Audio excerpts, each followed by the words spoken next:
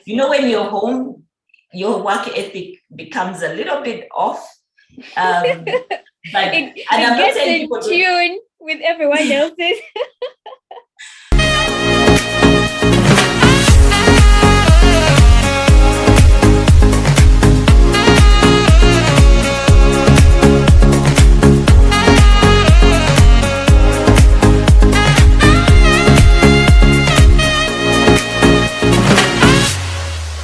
Anyway, nonetheless, so you've been in Zimbabwe 15 years, and you said along the way you got married, but your work life, really, your work life after the fellowship, after the 1 year, did you come back to Uganda, or you somehow just continued? And is that the time perhaps you also met your husband? So it's just been a continuous 15 years, or somehow you got back to Uganda, and then how did you go back? So before the fellowship ended, because I was then put in the training department at the organization where I was, and the colleague who was supposed to come back then had given them an indication that she's not coming back. She's going back to finish off something. So they asked me to stay. Oh. But then that meant two things: that I needed to get out of the country, reapply, do it the proper way, because you know how it is before you move anywhere, you need to make sure you have all your paperwork. So I moved home, but I was thinking, it's going to be difficult because the whole wrangle around my stay. So when I went home, I talked to my mom about it. She was so excited. She's like, you need to chase this, make sure you get, because I needed to get a confirmation of appointment for the position, then apply and get all my paperwork sorted out. Wow. So I was home for about two months. Then came back into Zimbabwe because I left around early December. Then I was there in January, came back in February. So I was home for a bit, and everyone was encouraging, like, no, you go the role. Because first of all, the offer was better than, because remember, I'd just been 1 year at university, then I got this fellowship. So it was a better offer than what I was being offered at home, because the organization, I was, how it is at home. First, they're like, no, you should stay as a volunteer. So I go back and I tell them, this is the offer I'm getting. Can you counter offer this? They're like, no, you need to stay a little bit, and a few more months. We will see where to place you. Yeah. So I told myself, these are the people from another country. So what? My potential. And I'm coming home and no one is seeing the potential. I'm still a volunteer. So I decided, well, why don't I take a gamble and go to those people who are already giving me a contract? And the package was good. I had medical. I had, of course, I had to find my own housing. Now that's where every other thing comes, because first I was comfortable because then everything was covered, but then now it's really trying to get my own housing. So that's how I made the decision. For me, it was easy. It was based on who's valuing me the most. And I found that the organization that I had worked with for just a year found value in what I was bringing. I would like to just cut in there. I've spoken to various Ugandans who have been abroad, and then maybe they go back home for a few months, a few years, and then they say, these people don't see my value. So they end up somehow going back to where they're from or going to a different place. I don't know. What is it in Uganda that we don't see the value in our people and somehow cause them frustration? Because as you said earlier, there's a lot of Ugandans doing amazing things in Zimbabwe. There are people who we don't even know them, but the Ugandans out there building other countries, but we don't seem to want them back. We don't seem to want to welcome them back. I don't know, from your short experience, what do you think we can do, before we continue with your story? Because this is something that also bothers me, People come back with brilliant ideas. I don't know if other Africans in other countries face the same the same sort of pull and push with their home countries, but I know a big number of Ugandans feel the push and pull, the push and pull back, and they're just like, you know what, I'll just go where I'm valued. Mhm. Actually, I think it's the same thing everywhere, because I also feel like a lot of my friends, Zimbabweans who come back, they say, like, people are failing to see what I could add or change. But it comes from, I'd like to say that sometimes when you leave, you're now wearing a new set of lenses, and you're expecting everyone to come and like see the same lenses. So it's a two-way thing where we need to slowly bring people on board to where I am. Because if you're in a plane, you slowly pull someone up. But we expect that you should already come and understand where I'm coming from. So I think it always comes from that perspective. And I won't lie to you, like, I'd gone for my master's in the US and I came back, that's why I always say, please, let's interact as Africans first and understand context. Then we come and go to those places to see what we could learn. And I felt like a fish. I didn't expect that, like a fish right out of water, because I was talking artificial intelligence. I'm thinking this, and my husband has asked people don't even have phones. Like, we do have those things, like the banking system is based on IA, but now what you're talking about, like, can you come back? Can you bring back Connie? Like, just remember that systems, you need to bring people on board slowly.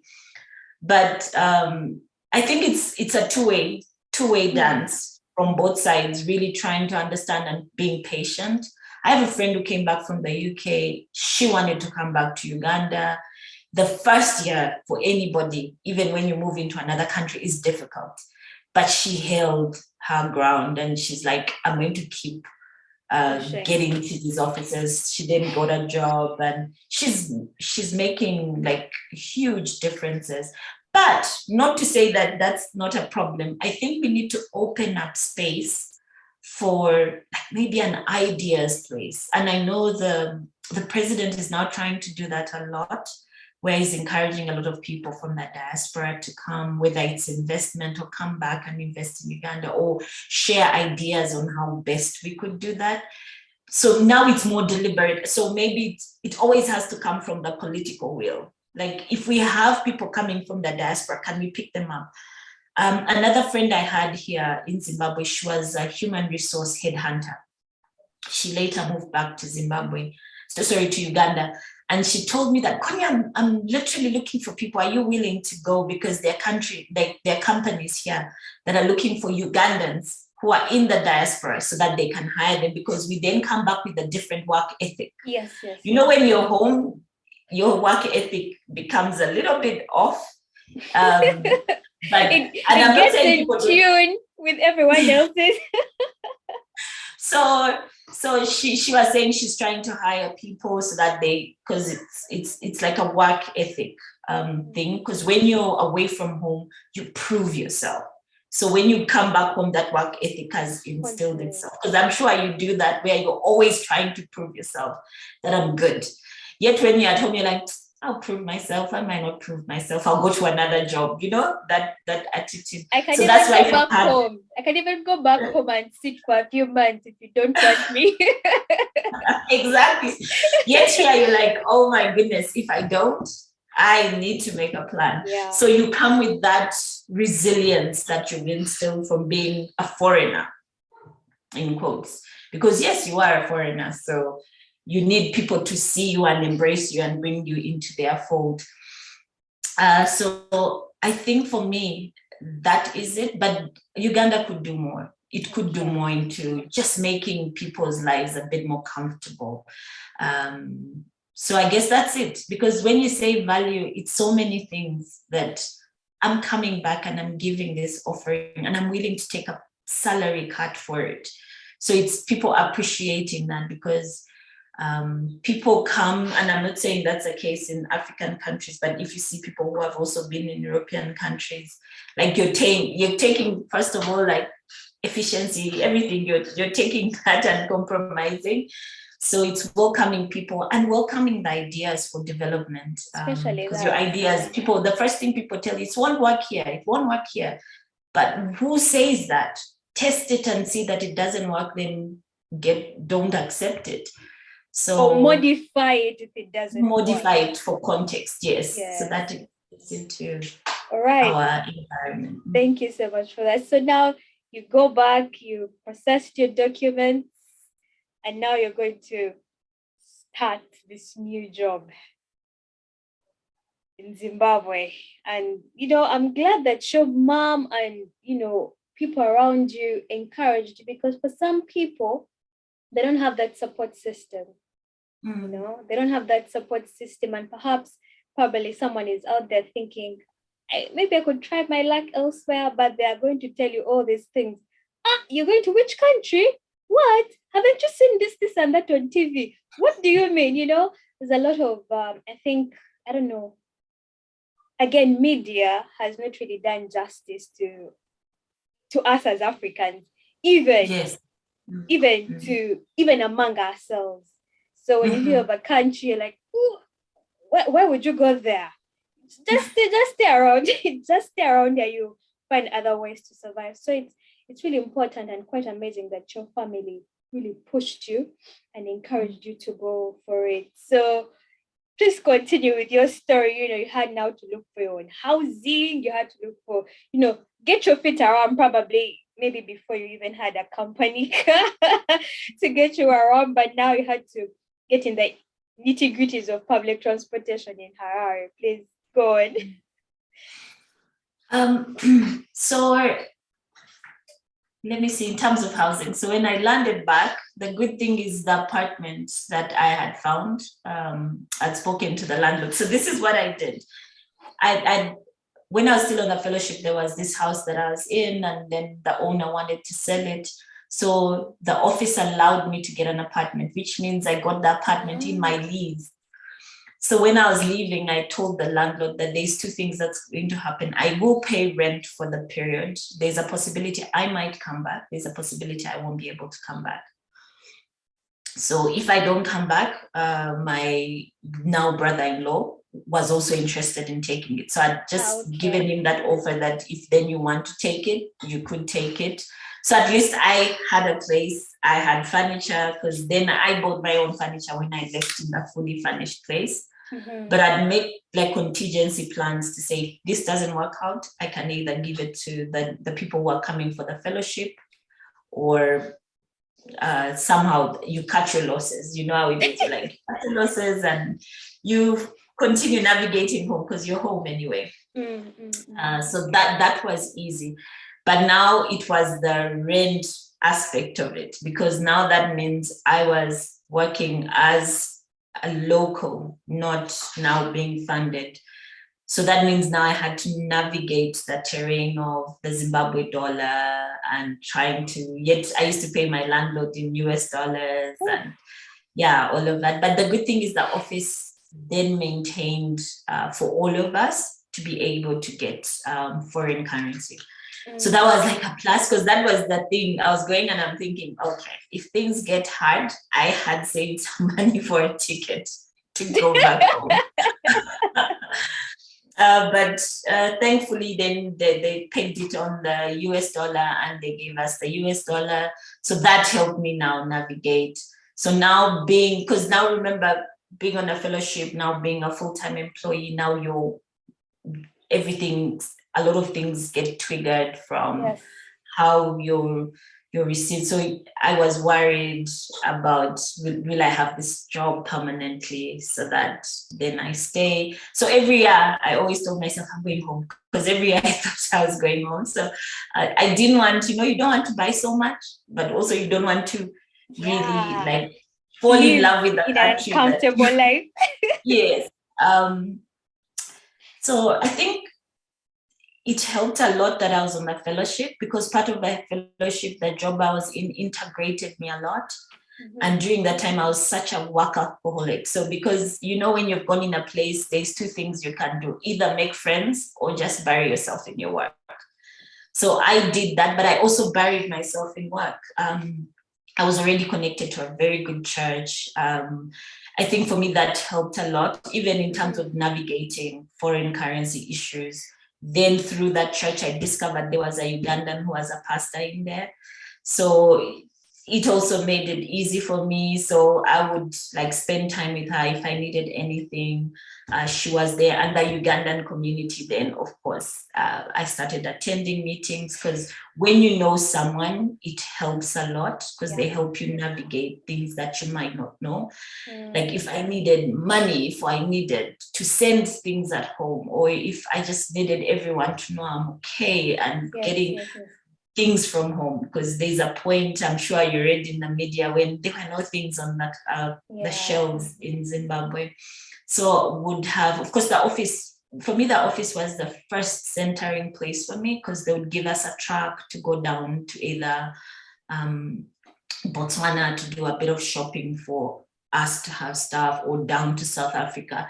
So that was really, really helpful. And when I didn't, a lot of the Ugandans here were UN expatriates. So, you know, like UN would take care of them. Like, there's a family that one of my best friends, Dora Kuchiriza, the brother was here. So I already had family. So they would always say, Connie, do you have something to eat? Connie, do you need something? Connie, do you want us to bring something from Botswana or South Africa? So they always looked out for me. So that was good. And if it wasn't for, it's always important to tap into the friendships we have at home, because they can open up their own family, because I had family, and also when they wanted someone to babysit, I was the tough auntie who was coming to make sure all their clothes were packed properly and neatly packed away and clean, so that Auntie Connie is coming, and I would stay with them and, you know, be the big sister, like to them. So for me, that was really helpful. And I always tell people that when you get into the place, I see that with a lot of Ugandans who come here, they come with this of, we don't want to join the Ugandan community, but it is very helpful to look for community. Yes, because there's something magical that happens when Ugandans are out of home. We don't see the tribes anymore. We don't. We see this, like each time I would hear someone just mention, like, Uganda. As long as the tone was Ugandan, I would jump and follow them. Like there's someone I met in the bank. I'm like, Ugandans, like, how do you know? I'm like, because I'm one. It's like, you just heard me from me talking. I'm like, exactly. Yeah, of course. And I was, you know, hugging. So I always tell people that one lesson I learned from being away from home is a lot of things we are fixated about do not matter. They do not matter at all. Don't. What matters is Ugandan, because at that point, I don't see you as from another tribe. Or, in fact, right now in Zimbabwe, like when someone comes from Uganda, the first question we ask us is, which tribe are you? So we all turn and we're like, what? We are Ugandans, like, what? Which tribe? So we always tell people, that's a question we've not had in a while. And then it reminds us of the dynamics at home. So that shows how we become family. And I saw that in the US when I lived in the US. People do not look at each other as in which tribe or you're divided in all of this. So that helps for community. I think to break the barriers down.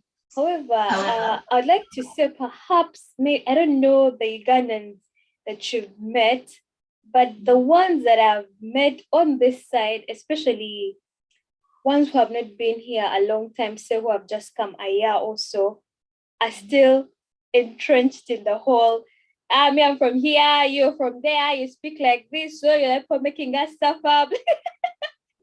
I went for a conference one time and I was like, there's 3 Ugandans here.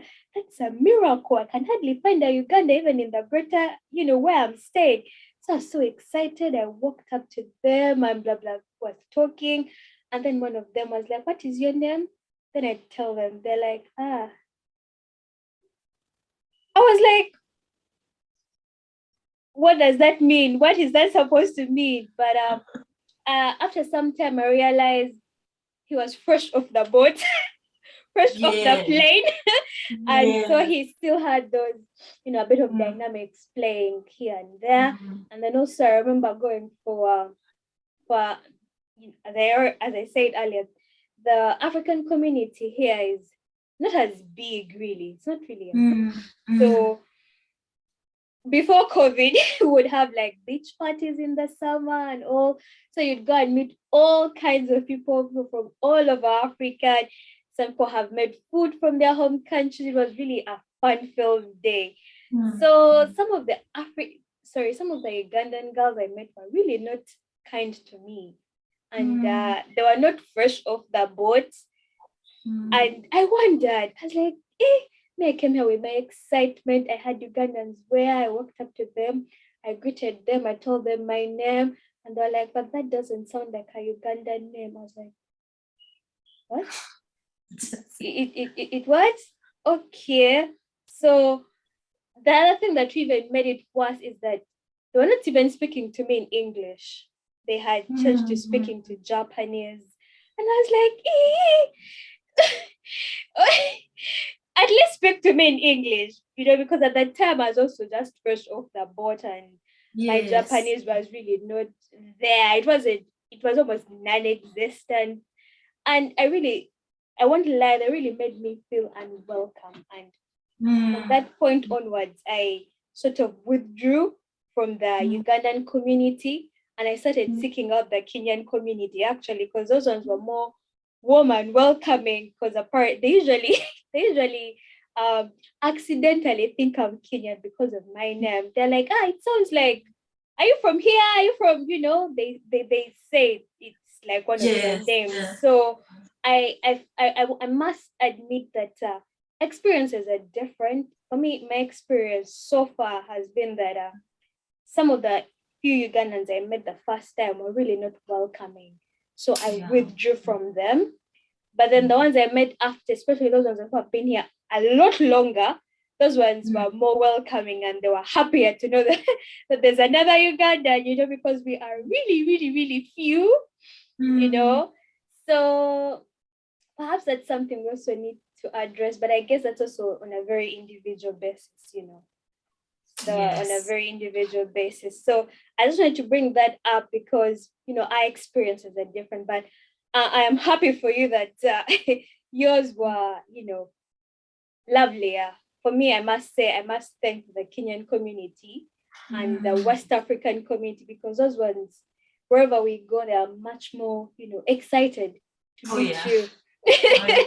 They're much more excited to meet you as compared to our very own people. Yes. Anyway. No, that's actually interesting. I think for us, it's in how the founders made sure they created the community, that we are one. And when they actually handed down the baton to us, it's being cautious of that. And I'll actually share something which I found really fascinating when I was living in DC. There's a Uganda Academy in DC. So when I went, it was a brother's friend, because my brother is in Budo. He lives on do they call them West Coast? He's in California. So he called his friends and says, my little sister is there. So just help her. So they brought me into the Uganda Academy. But when I got there, I was fascinated when everyone was like, I'm Soga, I'm Nyankole, I'm Chiga, I'm Toro. And they said, and I was like, Uganda Academy? They were like, yeah, that's the only language that has documented everything that we need to know. And we need language that can help us communicate across the board. And they're like, Uganda has been translated everywhere. So for us, anything that can help us clutch on home, we will be there. So they were taking their children.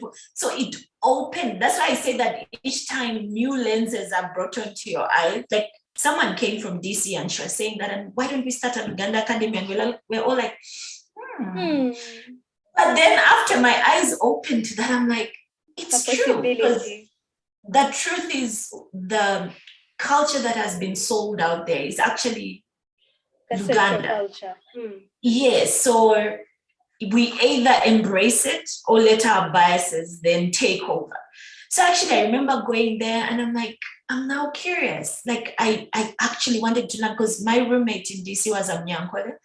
And then the only way we would shortwave and talk about people, That is was, true. Like, was a common language. importantly, So she would say, we would tell importantly. our Kenyan friend, like, I wish we knew Swahili. We would be on the lift and we're saying, we are about to get a question on which lion we saw. Like, you would expect people were going to ask you that, like, oh, so do you see lions? And we're like, and immediately would roll our eyes. So for us, would wait, then she would speak Swahili to us.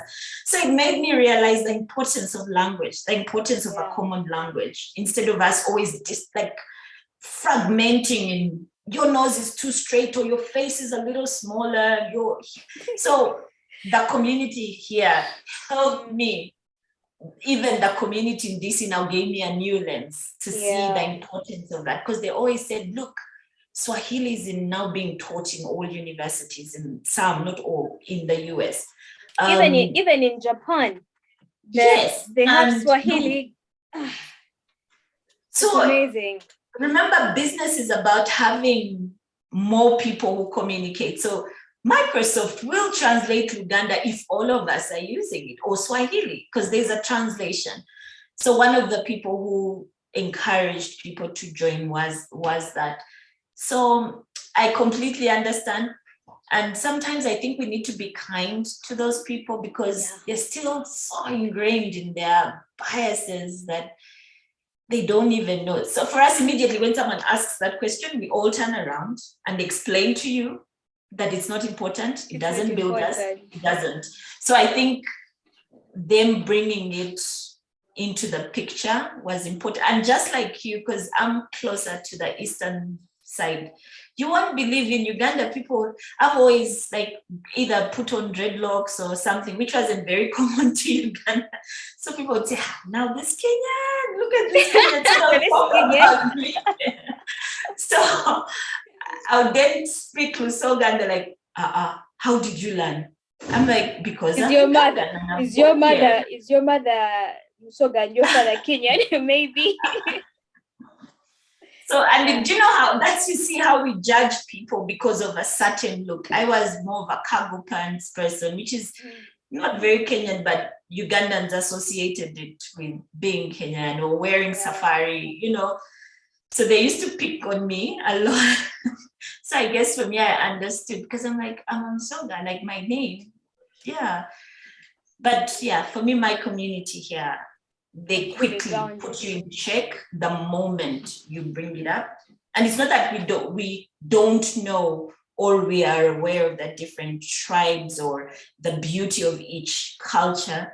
We do bring it out. Actually, like before all of this COVID, we used to have a Catholic priest who organizes this big African cultural gala. And we always made it a point that showcase the Banyankole, showcase the Basonga. So we would all show up and they're like, you're all Ugandans? My goodness, this is beautiful.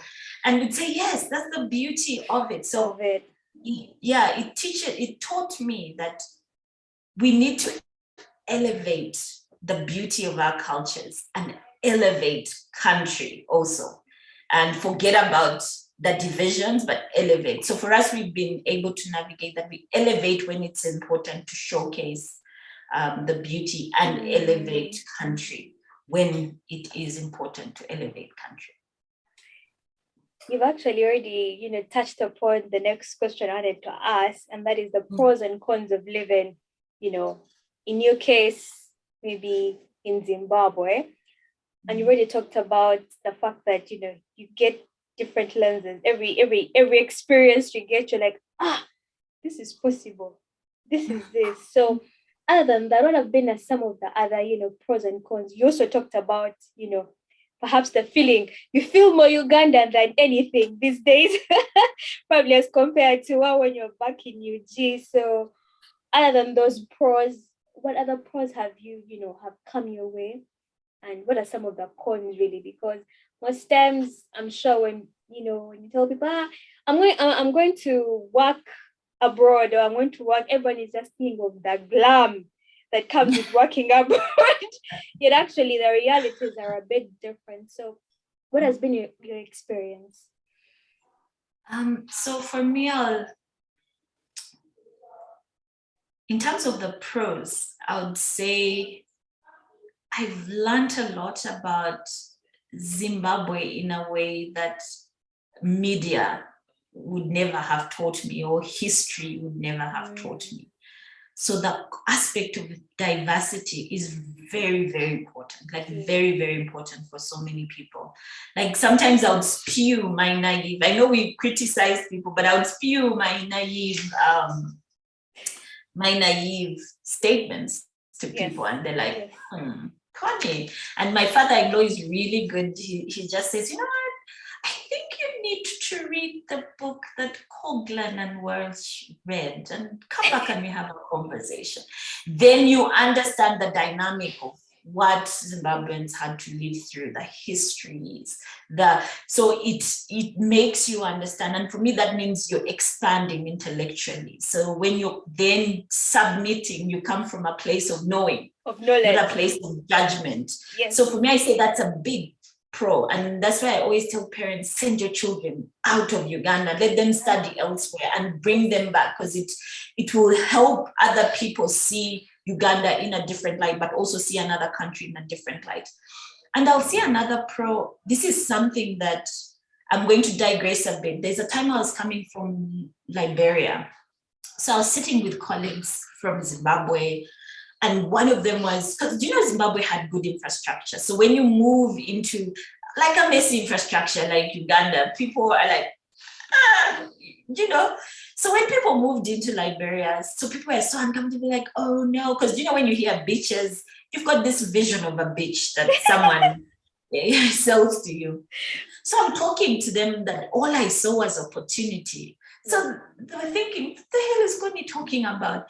Then this Chinese woman intercepted me and said, you're one of the few Africans I've sat with, and I'm really fascinated with your response. Then she shared something that just blew me away. She said, for us, Africa is a big area of potential. There's so much that can be done. And you saying that means you're seeing it. And she said, I came here with 100,000. I'm leaving with 1 million to go and pay back my loan. And she says, we are into real estate, we are building, we are into supermarkets, and it struck me that all it needs is a good quality supermarket that has set up its systems to go to Liberia and set up the same, but it's an African-run company and you're giving back in an African company. So when she said that, it struck me. And she said they borrowed from family, they mortgaged their house, then they got a little bit from their government to come and invest in Liberia. Wow. So going back, for me, those are the pros. If we talk about migration and opening up Africa for trade, we should be looking at trading with each other from that perspective, not the brokenness of our countries. Like right now, instead of looking at JRC with those rose-covered glasses, is looking at the potential of infrastructure, the potential of, setting up things, the potential of then opening up trade between the different countries within Africa. So for me, that's one lesson. And this is a lesson I hope every Ugandan learns. Like, let's go get into an African country and put on our glasses. Let's not look for the South Africa that is already put up its system. Let's go look for that or the Lagos that we think we know. That we think we know, because that's also another story. That's also another story. Because when I know you wanted to ask me a question of which other countries. So I've traveled quite a bit because I worked the organization I first worked for here in Zimbabwe allowed me to travel a lot to Southern Africa. So it opened my eyes to Southern Africa. And then the one thing I moved to a regional fund where, again, I did a lot of work in Africa, but it then opened up my eyes to other countries like Fiji, Sri Lanka, to see like, oh, we've got a potential of opening up Africa, but we then have a potential of actually trading with what is known as the global South. Like, when you see the culture, like, you're like, we could export so much with each other without having to, or even learn from each other without having to be fixated on the global North, America, the Netherlands, UK. So for me, those are the pros of then expanding in Africa, then the global South, the Latin Americans, the Sri Lankas, the India, to really learn from each other and open that space. So for me, that's the pros. It blew my mind, because if I'd stayed in Uganda, my rate of growth would have been at a particular level. But because here, one, you have to prove yourself constantly. You work harder. Instead of spending like a whole week reading one book, you push yourself to read two, so that you catch up with the culture. You multiply how many museums you visit, how many towns you visit. So you then get to know that get to know things that even the local people might not know. Because I remember my friend saying, you've been to Big Falls, you've been everywhere, Zimbabwe. But it's because it's that hunger of wanting to know the country. You multiply, like every weekend you're onto some bus or whatever to go and see.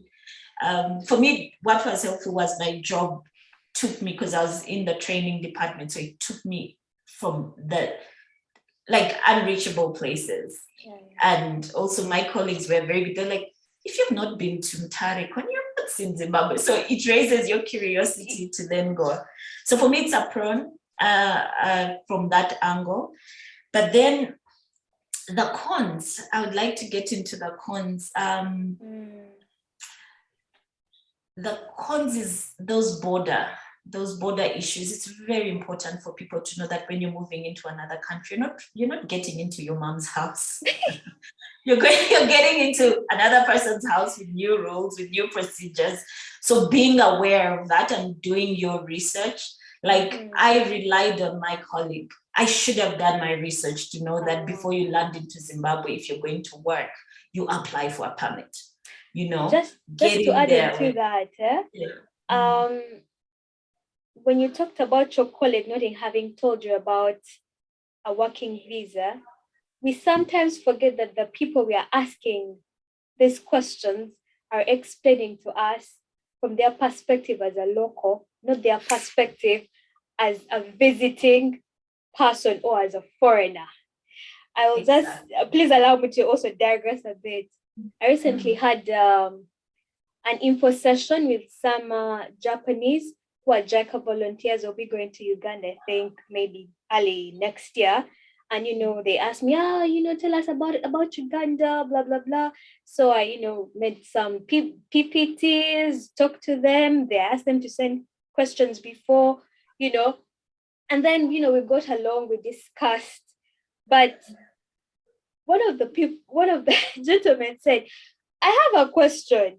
I have been told that in Uganda, it's a bit, it's not very good for you to wear particular colors, especially now. I froze. I didn't know what to say, because in my mind, perhaps it would come naturally to me as a Ugandan to avoid certain colors if I am going to the city center at a particular time of the year. It would come naturally to me. But I hadn't thought about telling them that. And I realized, wow, okay, that's also a bit of a difference. And then another one said, I've heard that we need to take, our own toothbrushes, and I was like, I, sort of introspected, and I realized their toothbrushes here don't do work for me. I usually have to send toothbrushes from home because theirs are softer and I need something harder for my teeth. Well, for them, they will need something softer for their teeth as compared to the hard toothbrushes we have back home. So I just wanted to bring that up, that just like you said, as much as you can ask these people about their country, it's also important to do your homework, because for them, there are things that occur naturally to them. For example, if I'm in UG right now, and as soon as I hear there's chaos in town, I know which places will have the chaos, and I will immediately move their opposite direction. But a foreigner will not know that because that is not their turf. So thank you for bringing that up. Importantly, we should always do our side homework Side homework is very important. Yes, please go on. Then the other cons is friendships. Because for me, imagine I left like at 26. When you get here, you know how it is. And I don't want to put people in buckets, but it's harder for us to make friends. And you then, because there's bickering you have to deal with, then fallouts you have to deal with, then you understand each other. So building friendships and maintaining friendships back home is very, very, very important. So for me, it was a con because, there's this, you're like, Dora would know this. She would know that I've got these quirky parts of me, but now someone is going and, so those are the cons of really opening your heart again to the new experiences of building relationships and missing family. Yeah. Missing family is a big one. So I always tell people either save and make sure one member comes so that they see you in your context, or go home like often, because that's the way to deal and navigate that aspect of it. So for me, because I had an uncle in Botswana before he died, and then my auntie in South Africa. So I then started building relationships with them, and knowing that they had lived in Zimbabwe before also helped me navigate a lot of that, to try and build also a relationship with them. So for me, it's a con, but it's also an opportunity really to get to have new friends. Then the other one is really missing talking in a familiar language for a very long time. I didn't appreciate language until there are times I would catch myself in the bathroom and I would have a conversation with an invisible sister and an invisible brother. I'm like, no, because I was missing like someone who understood me. So really language for me, but finding the Ugandan community was helpful. And then my cousin moving down was also really helpful. So, and really also learning another language, because the only language that connects us, Uganda here, is either Luganda or Swahili.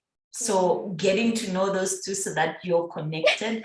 And speaking Swahili actually then opens you to Kenya and Tanzania. So which and means even parts of Congo and South Sudan. Yes, and South Sudan. So you see how much it opens you up. So for me, that's also a lesson in, can we expand our language base beyond just the what we know? Because now imagine if I don't find Hamsoga anywhere, I will not be able to.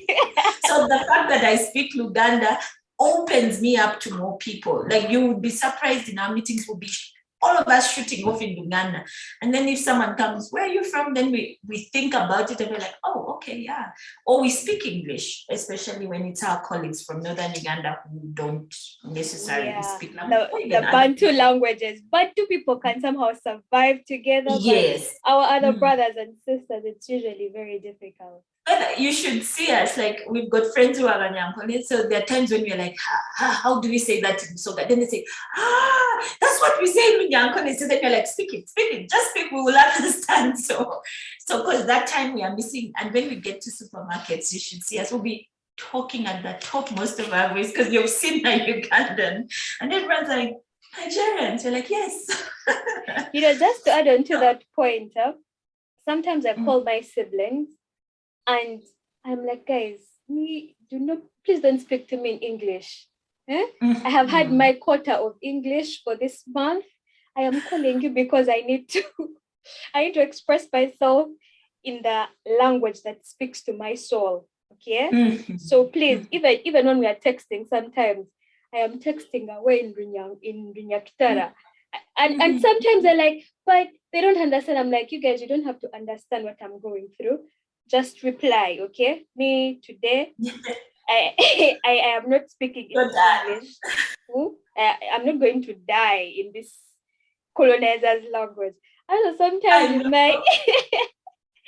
sometimes with my husband, I'm like, I have reached the quota of English today. So forgive me if I start talking away in my language. If you don't catch something, please say, what did you say? Just remind me. I'm not doing this intentionally. It's just that I just feel tired. I want to speak something else that resonates with me. So I perfectly understand, when you talk about language, and some people might not, especially people back home, might think you are trying to belittle them when you say, let's speak in mother tongue, but actually you're really missing it. It's not that you don't think they know, they don't understand English, they do, but you're just missing it. You just want that soul connection, that soul Exactly. that soul connection. Yeah. So